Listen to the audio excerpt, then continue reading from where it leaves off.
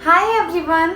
सो कल मेरा एक ऑडिशन है जिसके लिए मैं स्क्रिप्ट रेडी कर रही थी, तो मैंने सोचा कि जल्दी से एक छोटी सी वीडियो बना देती हूँ आप लोगों के लिए कि मैं कैसे स्क्रिप्ट याद करती हूँ। ओके, तो एक कमेंट भी आ रखा था मेरे पास कि स्क्रिप्ट कैसे याद करते हैं, उस पर वीडियो बनाओ, तो मैंने सोचा बना देते हैं।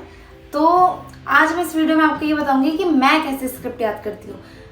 सब एक्टर का अपना अलग अलग कुछ पैटर्न होता है। ज़रूरी नहीं है कि गाइस जैसे मैं स्क्रिप्ट याद करती हूँ वैसे सब याद करते हो, सबका अलग अलग होता है। तो जैसे अब मेरे को कल एक ऑडिशन आया है, एक शो का ऑडिशन है। ओके, तो एक अपकमिंग शो है जिसके लिए मैं ऑडिशन दे रही हूँ।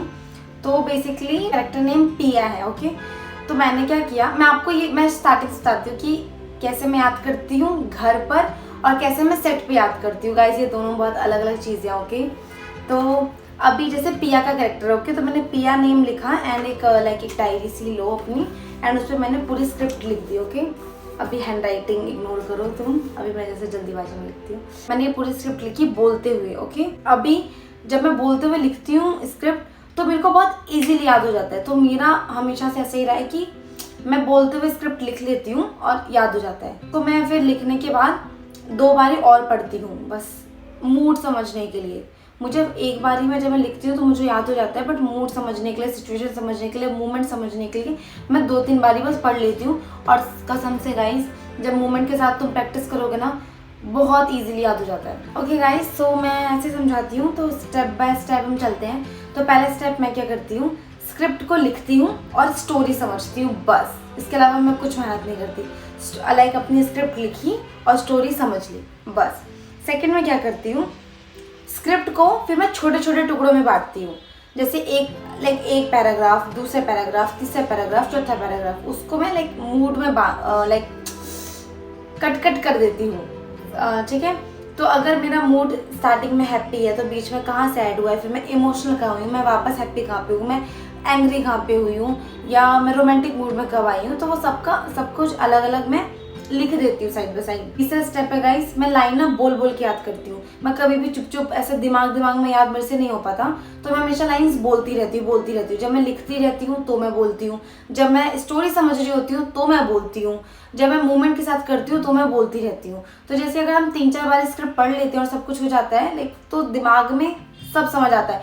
गाइज एक बार स्टोरी समझ आ गई ना तो स्क्रिप्ट समझना काफ़ी अच्छा होता है। ज़रूरी नहीं स्क्रिप्ट वर्ड टू वर्ड हो। स्क्रिप्ट अगर तुम्हें स्टोरी समझ आ ही गई है, एग्जाम्पल मैंने कहा कि ये डायरी वहाँ जाके रख दो, ये लाइन है, तो ये डायरी वहाँ जाके रख दो या ये वहाँ जाके डायरी रख दो, बात एक ही हो रही है।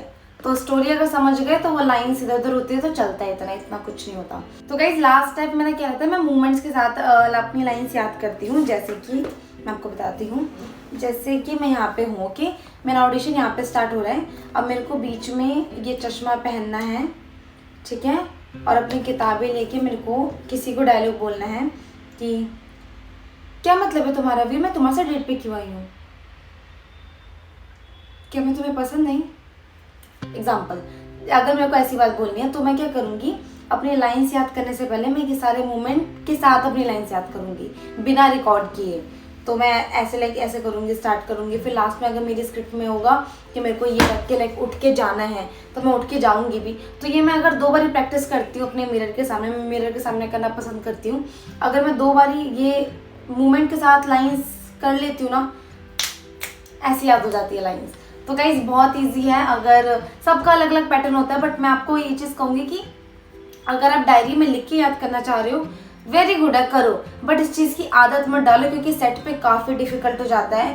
क्योंकि सेट पे क्या होता है ना, स्क्रिप्ट हमें मिलती है और हमें जल्दी से याद करके हमारे पास बिल्कुल टाइम नहीं होता। हमारे पास 1 घंटा होता है जिसमें मेकअप करना होता है, 4 चीज़ें करनी होती है, उसमें हमें स्क्रिप्ट याद करना पड़ता है, तो इतना डायरी में लिखने का टाइम नहीं होगा।